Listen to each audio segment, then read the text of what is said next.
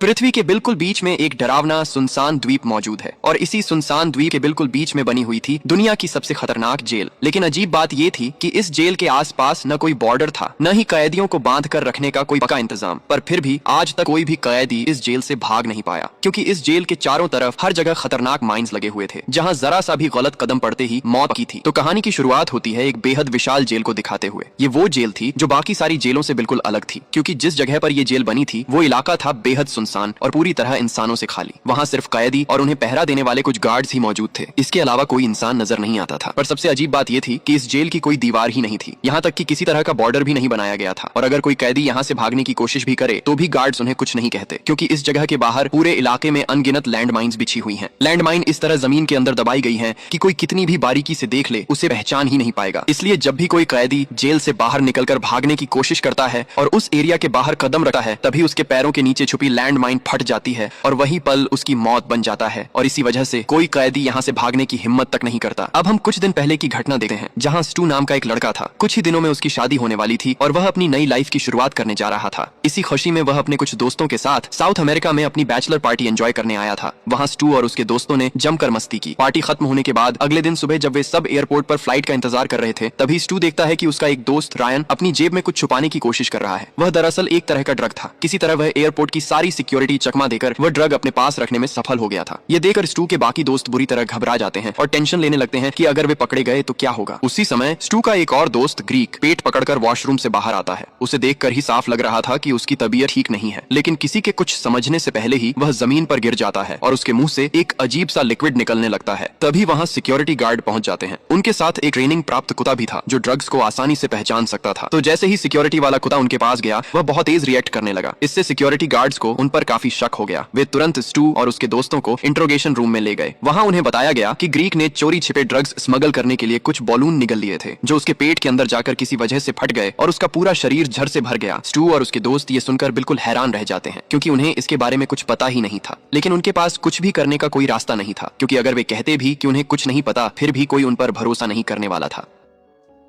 कुछ ही देर में वहां पुलिस आ जाती है और उन्हें तुरंत अरेस्ट कर लेती है। तलाशी लेने पर पुलिस को रायन के पास भी ड्रग मिल जाता है। इससे पुलिस को पूरा यकीन हो जाता है कि ये लोग स्मगलर हैं, जो एक देश से दूसरे देश में ड्रग्स सप्लाई कर रहे थे। हालांकि स्टू और उसके दोस्त बार बार समझाने की कोशिश करते हैं कि वे स्मगलर नहीं हैं, लेकिन पुलिस उनकी एक भी बात सुनने को तैयार नहीं होती। उन्हें वहीं से अरेस्ट कर लिया जाता है और आर्मी के अंडर में चलने वाले एक आइलैंड पर ले जाया जाता है। वे वहाँ बिल्कुल भी नहीं जाना चाहते थे, लेकिन पुलिस ने उन्हें पीट पीट कर जबरदस्ती अपने साथ ले ही गई। सबसे पहले उन्हें एक बोट में बैठाकर एक प्रिजन की तरफ ले जाया गया। वहाँ पहुंचकर स्टू देखता है कि एक बैग के अंदर कुछ लाशें ले जाई जा रही हैं। ये देखकर वह बुरी तरह नर्वस हो जाता है। उसे समझ ही नहीं आता कि यहाँ असल में क्या हो रहा है। इसके बाद वहाँ से वे लोग असली जगह की तरफ रवाना होते हैं, जहाँ उन्हें रखा जाने वाला था। एक ट्रक में बैठाकर उन्हें सबको वहाँ ले जाया जा रहा था। काफी लंबा रास्ता तय करने के बाद आखिरकार वे अपनी मंजिल पर पहुंच जाते हैं। यही वही जगह थी जो मूवी की शुरुआत में दिखाई गई थी, वह विशाल डरावनी जेल, जिसके चारों तरफ मौत के जाल बिछे हुए थे। वे सब धीरे धीरे आगे की तरफ बढ़ रहे थे। स्टू के साथ उसका ससुर भी था, जिसका नाम था जॉन। जॉन वहाँ का माहौल देखकर काफी चौंक जाता है, क्योंकि वह सोच रहा था कि जेल के आसपास कोई दीवार क्यों नहीं है। क्या यहाँ के गार्ड डरते नहीं कि कोई कैदी भाग जाएगा? जॉन मन ही मन सोचता है कि यहाँ से भागना तो बहुत आसान होना चाहिए। सिर्फ जॉन ही नहीं, बल्कि वहाँ मौजूद लगभग हर कोई यही बात सोच रहा था। लेकिन तभी वे देखते हैं कि एक कैदी तेजी से दौड़ता हुआ जेल से बाहर भागने की कोशिश कर रहा है। ये देखकर एक गार्ड उसे शूट करने के लिए अपनी बंदूक तैयार करता है, मगर तभी दूसरा गार्ड उसे रोक लेता है। उधर स्टू और उसके दोस्त दूर खड़े होकर ये सब देख रहे थे। जब वह कैदी तेजी से दौड़ते दौड़ते काफी आगे चला जाता है, तभी उसका एक पैर जाकर एक माइन पर पड़ता है और अगले ही पल जोरदार धमाका होता है। उसी जगह पर वो कैदी मारा जाता है। ये देखकर स्टू और उसके साथी बुरी तरह घबरा जाते हैं। उन्हें समझ आ जाता है कि इस जगह के चारों तरफ माइन बिछी हुई है, इसलिए जब भी कोई यहाँ से भागने की कोशिश करता है, माइन फट जाती है और उसकी वहीं मौत हो जाती है। इसी वजह से यहाँ किसी दीवार की जरूरत ही नहीं है। ये सब देखकर जॉन समझ जाता है कि जितनी जल्दी हो सके उन्हें यहाँ से निकलने का कोई रास्ता ढूंढना होगा, क्योंकि उन्हें पता ही नहीं कि इस इलाके में कहाँ कहाँ मौत का जाल बिछा है। और यहाँ जॉन का बेटा काइयो भी मौजूद था। जॉन फिर अपने बेटे काइयो से डिसाइड करता है कि वे गार्ड से बात करेंगे और ब्रिटिश सिटीजन होने के नाते उनसे कोई स्पेशल मदद मांगेंगे। उधर ग्रीक के पेट में बॉलून फटने की वजह से वह पहले से ही बेहद बीमार था और अब उसके पेट से खून भी निकल रहा था। उसे तुरंत मेडिकल अटेंशन की जरूरत थी। ग्रीक अपने दो दोस्तों से कहता है कि किसी डॉक्टर को ढूंढ कर लाओ और दोनों दोस्त तुरंत निकल पड़ते हैं, ये देखने की वहाँ कोई डॉक्टर मिलता है या नहीं। उधर जॉन और उसका बेटा काई ऑफिस रूम में गार्ड के पास जाते हैं और वहाँ जाकर बताते हैं कि वे जेल के वार्डन से मिलना चाहते हैं। गार्ड उन्हें ऑफिस रूम की ओर जाने के लिए कहता है। वहाँ पहुंचकर दोनों बिल्कुल हैरान रह जाते हैं, क्योंकि इतने बड़े ऑफिस में उस गार्ड के अलावा कोई और मौजूद ही नहीं था। तभी वह गार्ड एक बटन दबाता है और और एक कमरे का दरवाजा खुल जाता है। जॉन और काय भीतर चले जाते हैं। अंदर जाकर वे देखते हैं कि एक डेस्क पर एक कंप्यूटर रखा हुआ है और वहीं से किसी इंसान की आवाज आ रही है। वीडियो कॉल पर एक शख्स बैठा था, यही वह वार्डन था जिससे वे मिलना चाहते थे। वार्डन वीडियो कॉल पर उन्हें बताता है कि चूंकि वे सब ब्रिटिश सिटीजन हैं, इसलिए वह उनकी कोई मदद नहीं कर सका क्योंकि वे इस देश के नागरिक नहीं हैं। वार्डन उन्हें हाई कोर्ट में अपील करने की सलाह देता है। साथ ही वह यह भी कहता है कि कोर्ट का फैसला आने तक उन्हें यहीं कैद रहना होगा। जॉन फिर वार्डन से पूछता है, तो अंदाजन हमें यहाँ और कितने दिन कैद में रहना पड़ेगा? वार्डन जवाब देता है, ज्यादा नहीं, लगभग 5 से 6 साल लग सकते हैं। ये सुनते ही जॉन और काइयों के सिर पर जैसे बिजली गिर जाती है। अगर फैसला आने में 5-6 साल लगेंगे तो क्या वे इतने लंबे समय तक यहीं मरते रहेंगे? जॉन गुस्से में भरकर वार्डन से बहस करने लगा है, लेकिन तभी अचानक कंप्यूटर का स्क्रीन ब्लैंक हो जाता है। इससे जॉन और भी भड़क जाता है, लेकिन वे दोनों अब अच्छी तरह समझ चुके थे कि इस जेल से निकलना उनके लिए बिल्कुल भी आसान नहीं होगा। इधर काफी खोजबीन के बाद स्टू और उसके दोस्तों को एक डॉक्टर मिल जाता है, लेकिन इस जेल में जितने भी लोग थे, डॉक्टर, गार्ड, पुलिस ऑफिसर, सभी इस देश की स्थानीय भाषा बोलते थे, इसलिए वे अंग्रेजी शायद ही समझ पाते थे। उनमें सिर्फ जॉन ही ऐसा था जो सही तरह से अंग्रेजी बोल और समझ सकता था, इसलिए वही वार्डन से बात कर पाया। स्टू डॉक्टर को किसी तरह समझाने की कोशिश करता है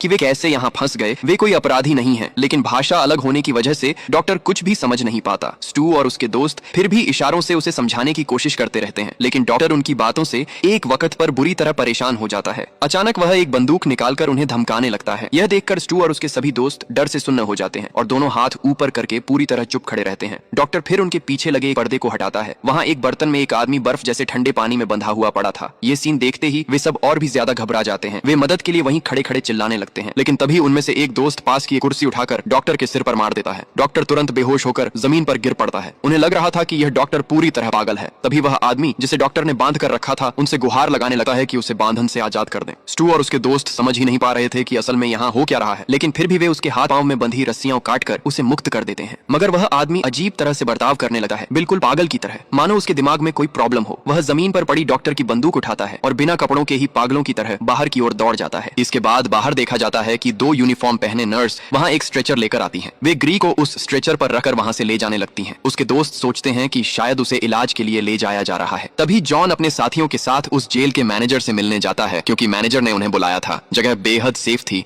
और मैनेजर का नाम था सलमा। सलमा सभी का स्वागत करती है और बहुत ही आदर पूर्वक उन्हें डाइनिंग में बैठने के लिए कहती है। फिर वह सभी को संबोधित करते हुए कहती है, मैंने सुना है कि ग्रीक एक करोड़पति है, लेकिन वह स्मगलिंग करते हुए पकड़ा गया है और तुम सब यहाँ उसके कारण फंसे हुए हो। इसके बाद वह आगे कहती है, अगर तुम मुझे 2 लाख US डॉलर दोगे तो मैं तुम्हें सुरक्षित रूप से यहाँ से बाहर निकाल सकती हूँ, और अगर तुम पैसे नहीं दे पाते तो मैं नहीं बता सकती कि इस जेल में तुम्हें कितने दिन रहना पड़ेगा। सलमा का यह ऑफर सुनकर वे सब तुरंत सहमत हो जाते हैं, क्योंकि वे कभी भी इतनी डरावनी जेल में रहना नहीं चाहते थे और इस जेल में लोग बहुत ही अजीब थे, इसलिए वे जितनी जल्दी हो सके यहाँ से निकलना चाहते थे। लेकिन इस समय उनके पास कोई पैसा नहीं था, इसलिए वे सलमा से थोड़ा समय मांगते हैं, लेकिन सलमा उनके चेहरे देखकर तुरंत समझ जाती है कि उन्हें यह ऑफर पसंद नहीं आया। इसके बाद वह एक गार्ड को कहती है कि सभी को गेट के बाहर ले जाया जाए।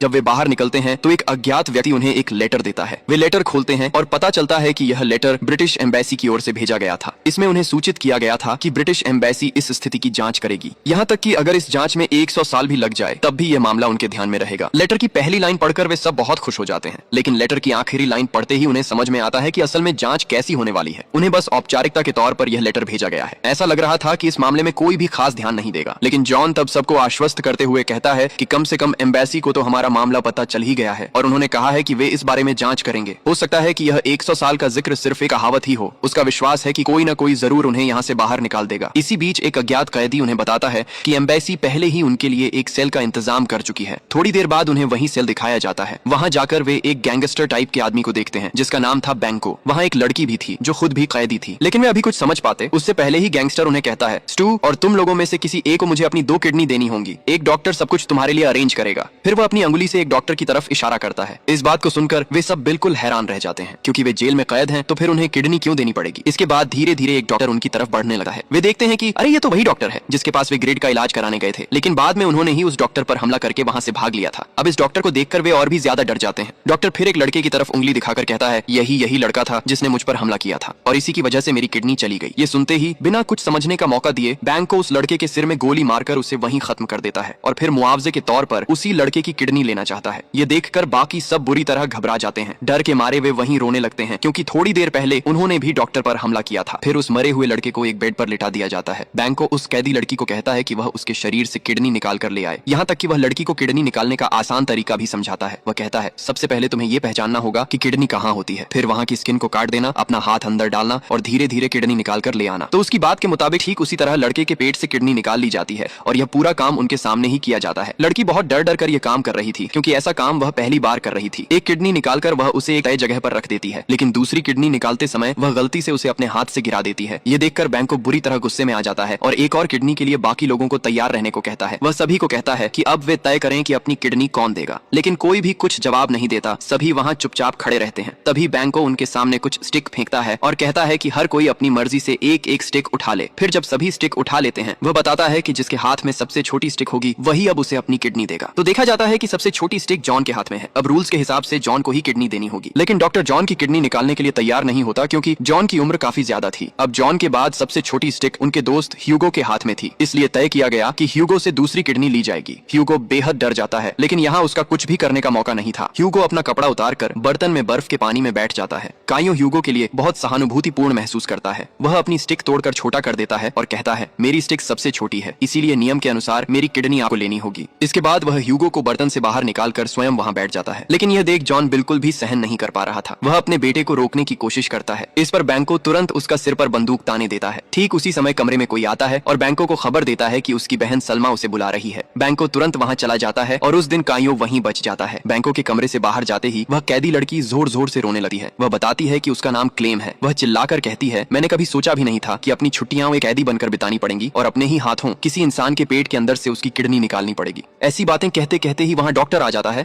और उसकी सारी बातें सुन लेता है। फिर वह लड़की के बाल पकड़कर उसे जबरदस्ती अंदर घसीट कर ले जाता है। यह देखकर स्टू और उसके दोस्त बहुत दुखी होते हैं, लेकिन वे कुछ भी नहीं कर सकते थे। कुछ देर बाद उन्हें पता चलता है कि कायो के पास एक रिंग है। ऑर्गन एक्सट्रैक्शन के समय उसने किसी तरह एक आदमी के हाथ से वह रिंग निकालकर अपने पास छुपा ली थी। यह अब उनके पास बची हुई इकलौती कीमती चीज थी। फिर देर रात स्टू का दोस्त रायन चुपके चुपके स्टू को उठाकर अपने साथ बाहर ले जाता है। वे वास्तव में शक कर रहे थे कि यह सब सिर्फ ग्रीक की स्मगलिंग के लिए नहीं हो रहा, इसमें कोई और भी जरूर शामिल है, और अगर सिर्फ ग्रीक ने ही कुछ गलत किया है तो पुलिस ने उन्हें सभी को क्यों अरेस्ट किया। इसीलिए दोनों मिलकर निर्णय लेते हैं कि वे पता लगाएंगे कि इसके पीछे और कौन शामिल है और असली सच क्या है। इसके बाद वे चुपके से एक ऑफिस में जाते हैं और देखते हैं कि वहाँ क्लेम मौजूद है। क्लेम को वहाँ उनके दोस्त ग्रीक का ख्याल रखने के लिए रखा गया था। वे क्लेम से कहते हैं कि किसी भी तरह ग्रीक तक उन्हें पहुंचाने में मदद करे। क्लेम तुरंत मान जाती है और उन्हें सावधान करती है कि वे किसी भी तरह उत्तेजित न हो और गार्ड उन्हें देख न पाए। फिर क्लेम धीरे धीरे उन्हें अंदर ले जाती है, लेकिन ग्रीक को देखकर वे दोनों अपना आपा खो देते हैं, क्योंकि ग्रीक की वजह से उनका एक दोस्त पहले ही मर चुका था, उसे गोली मारी गई और उसकी किडनी निकाल ली गई थी। लेकिन ग्रीक उन्हें शांत रहने को कहता है। फिर जब वे थोड़े शांत हो जाते हैं तो ग्रीक उन्हें बताता है, हमें किसी भी तरह यहाँ से निकलना ही होगा, और जो मैंने किया वह मैंने जानबूझकर नहीं किया। मुझे नहीं पता था कि इसके परिणाम इतने भयानक होंगे, लेकिन मैं यहाँ से निकलने का एक तरीका जानता हूँ। मुझे बस एक फोन चाहिए ताकि मैं बाहर अपने बॉस से कांटेक्ट कर सकूं। एक बार जब मैं उससे बात कर लूंगा तो वह हमें यहाँ से बाहर निकाल देगा। इसलिए तुम लोग किसी भी तरह मेरे लिए सिर्फ एक फोन का इंतजाम करो। स्टू और रायन उसकी बातों पर विश्वास करते हैं और सोचने लगते हैं कि वे यहाँ से फोन कैसे मैनेज करेंगे। इसी बीच स्टू के बाकी दोस्तों की सबसे बड़ी चिंता अब खाना मैनेज करना बन जाती है, क्योंकि उनके पास इस समय बिल्कुल भी पैसा नहीं था, इसलिए वे यहाँ अच्छे से खाना भी नहीं खा पा रहे थे। ये जेल बाकी जेलों से पूरी तरह अलग थी, यहाँ बिना पैसे के खाना भी नहीं मिलता। तब उनके बीच ह्यूगो देखता है कि एक छोटी सी लड़की जेल के अंदर कैदियों को पैसे उधार दे रही है। यह देखकर वह उस लड़की से $100 उधार मांगता है, लेकिन लड़की उसे बताती है, तुम लोग चूंकि सेल्मा को $2 लाख देने के लिए राजी हो गए हो, इसलिए इस जेल में तुम्हें किसी से भी कोई मदद नहीं मिलेगी। ये सुनकर वे सब बहुत निराश हो जाते हैं और समझ जाते हैं कि शायद उन्हें मौत तक भूखा रहना पड़ेगा। इसी बीच अचानक वे देखते हैं कि एक आदमी एक बूढ़ी औरत को एक मुर्गी दे रहा है और बदले में उससे पैसे ले रहा है। ये देखकर उनकी उम्मीद वापस लौट आती है। वे सब उस बूढ़े आदमी के पास जाते हैं और जॉन उसे अपना स्पेशल डिजाइन किया हुआ जूता ऑफर करता है, ताकि बदले में वह आदमी उन्हें थोड़ा सा चिकन खाने के लिए दे दे। और किस्मत से वह आदमी मान भी जाता है। वह मुर्गी जॉन को दे देता है और बदले में जॉन का जूता ले लेता है।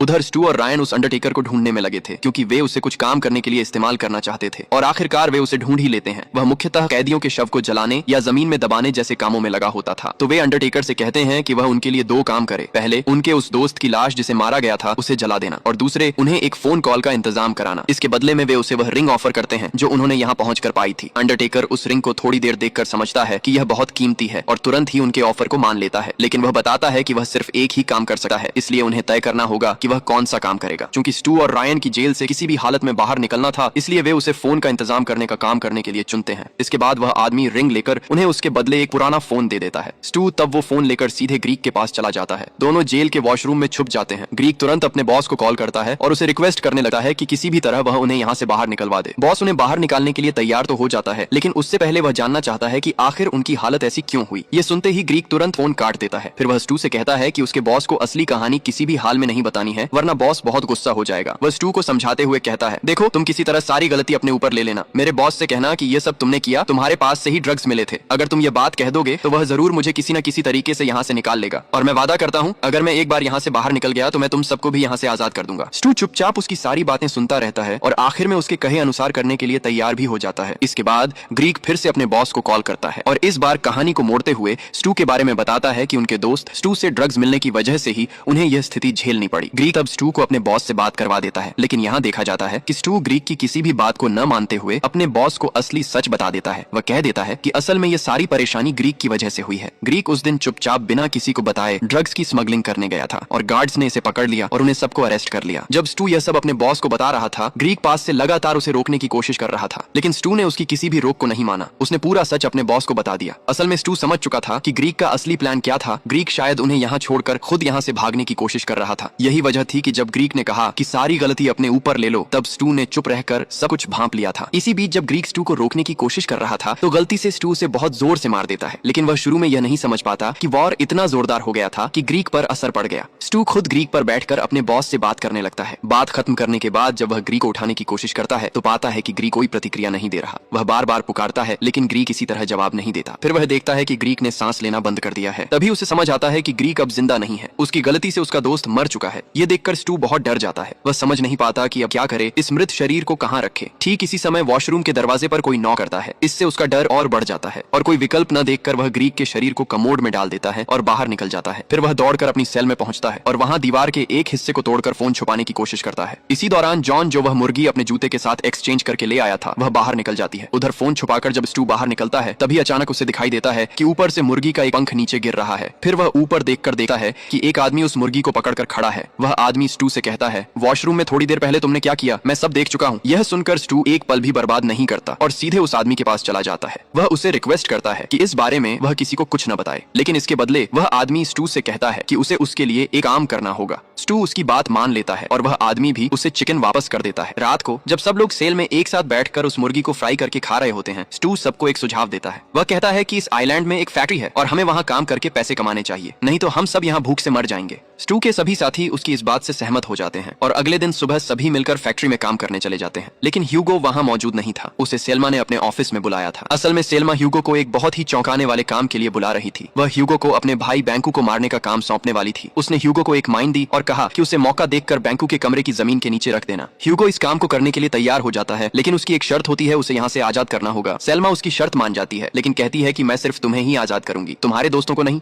अगले दिन देखा जाता है कि सेल्मा ह्यूगो को लेकर अपने बॉस के पास जाती है। वहाँ बॉस ने क्लेम नामक उस लड़की को बुलाया था, क्योंकि वह एक मेडिकल जीनियस थी, इसीलिए बॉस उसे बहुत रिस्पेक्टफुली इनवाइट करता है। तो वहाँ जब ह्यूगो और क्लेम अकेले बात करने का मौका पाते हैं, तभी ह्यूगो क्लेम को सेल्मा के प्लान के बारे में सब कुछ बता देता है और कहता है कि इस मौके का फायदा उठाओ। शायद इस मौके का फायदा उठाकर दोनों ही यहाँ से बाहर निकल सकेंगे। क्लेम भी इसे अच्छे से समझ जाती है। इसके बाद बॉस उन्हें लंच के लिए बुलाता है। बॉस बहुत खुश था कि उसे एक मेडिकल जीनियस से मिलने का मौका मिला, लेकिन क्लेम बॉस से सीधे बात नहीं करती और सबसे पहले सेल्मा से पर्सनली बात करना चाहती है। तो दोनों अकेले बाहर चले जाते हैं। वहाँ क्लेम सेल्मा को धमकी देती है और कहती है, मैं तुम्हारे प्लान के बारे में सब कुछ जानती हूँ। अगर तुम मुझे यहाँ से आजाद नहीं करोगी तो मैं बॉस को सब कुछ बता दूंगी। ये सुनकर सेल्मा उसे आजाद करने के लिए राजी हो जाती है, लेकिन उसकी एक शर्त होती है, पहले क्लेम को बॉस की लिवर ट्रांसप्लांट सर्जरी पूरी करनी होगी। क्लेम इसके लिए मान जाती है, लेकिन सच कहें तो जैसा वे सोच रहे थे वाकई में कुछ भी इतना आसान नहीं था।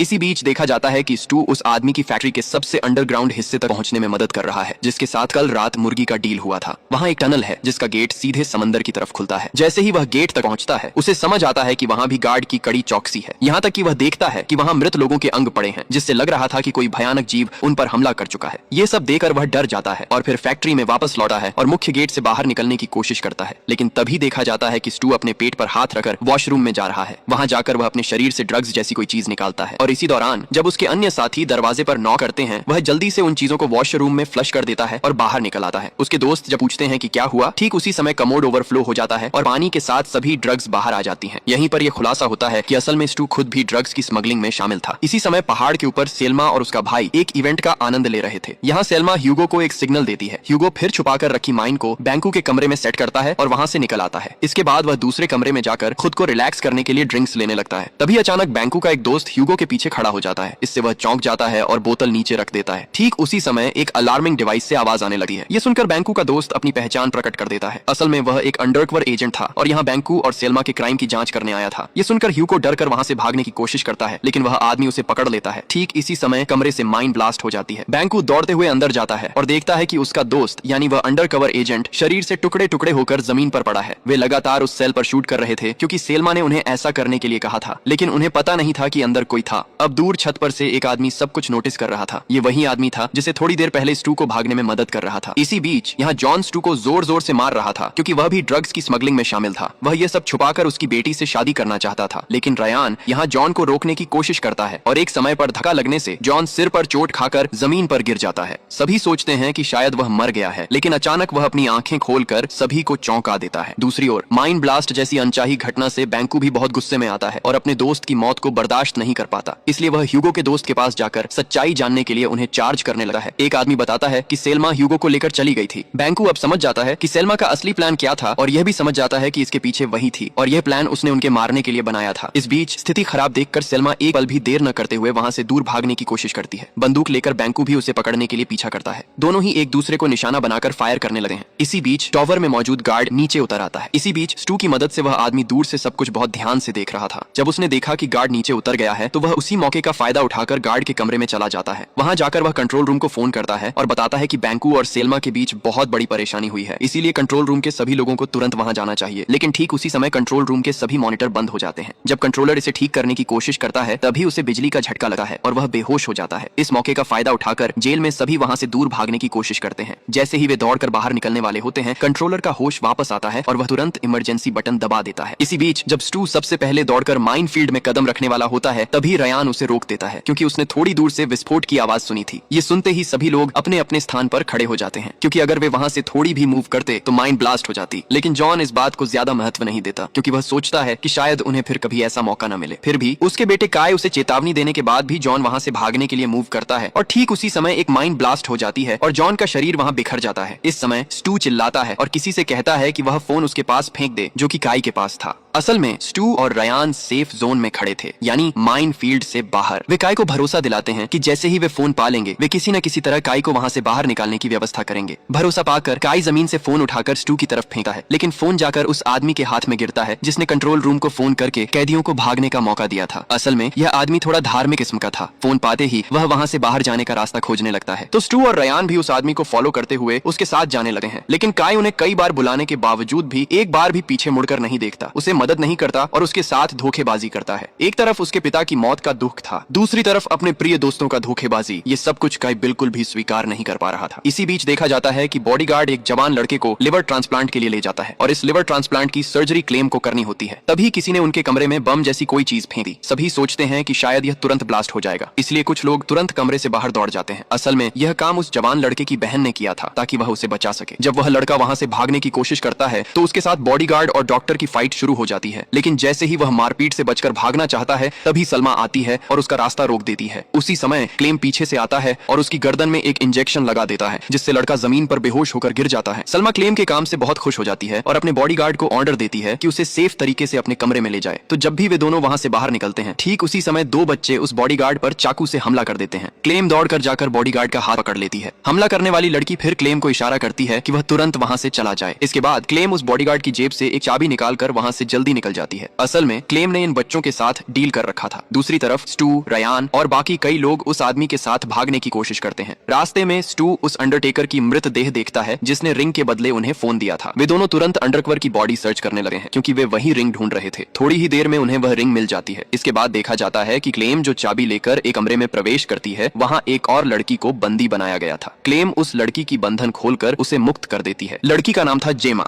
जेमा इस काम के लिए क्लेम के प्रति बहुत खुश हो जाती है। वह क्लेम को भरोसा देते हुए कहती है, मैं तुम्हें इस आइलैंड से बाहर निकलने में मदद कर सकती हूँ। यह कहते हुए वह कमरे से बाहर चलने लगती है और अजीब तरह से कमरे से बाहर निकलते ही जेमा क्लेम को दरवाजे के अंदर लॉक कर देती है और वहाँ से चली जाती है। जेमा के इस व्यवहार को देखकर क्लेम बहुत हैरान हो जाती है। उसे इसके पीछे कोई कारण समझ नहीं आता। वह तब मदद के लिए जोर जोर से चिल्लाने लगती है। इसी समय सलमा आती है और उसका लॉक खोल देती है और कहती है कि सर्जरी का समय हो गया है, डॉक्टर तुम्हारे लिए अंदर इंतजार कर रहा है। इसके बाद वे दोनों डॉक्टर के पास जाते हैं, लेकिन डॉक्टर के कमरे में जाकर वे दोनों बहुत हैरान हो जाते हैं क्योंकि वे देखते हैं कि डॉक्टर की मृतदेह बाथटब में पड़ी है। क्लेम दौड़कर डॉक्टर के पास जाती है उसका पल्स चेक करने के लिए, लेकिन तभी जेमा उस पर हमला कर देती है। जब सलमा उसे रोकने की कोशिश करती है तो उनके बीच वहाँ लड़ाई शुरू हो जाती है। एक चरण में किसी के हाथ से बंदूक नीचे गिर जाती है। इस मौके का फायदा उठाते हुए क्लेम वह बंदूक उठा लेती है, जिससे तुरंत वहाँ उनकी लड़ाई रुक जाती है। जेमा तब बार बार वहाँ रखे एक फ्रिज की तरफ देखने लगती है। क्लेम जब उससे इस बारे में सवाल करता है तो वह खुलासा करती है कि इसके दरवाजे के पीछे एक गहरा टनल है जो सीधे समंदर के किनारे से जुड़ा हुआ है। ये सुनकर क्लेम भी जेमा के साथ उस टनल के जरिए वहाँ से भागने के लिए तैयार हो जाता है। तब सलमा भी उनके साथ भागना चाहती है, इसलिए ये तीनों मिलकर एक हो जाते हैं।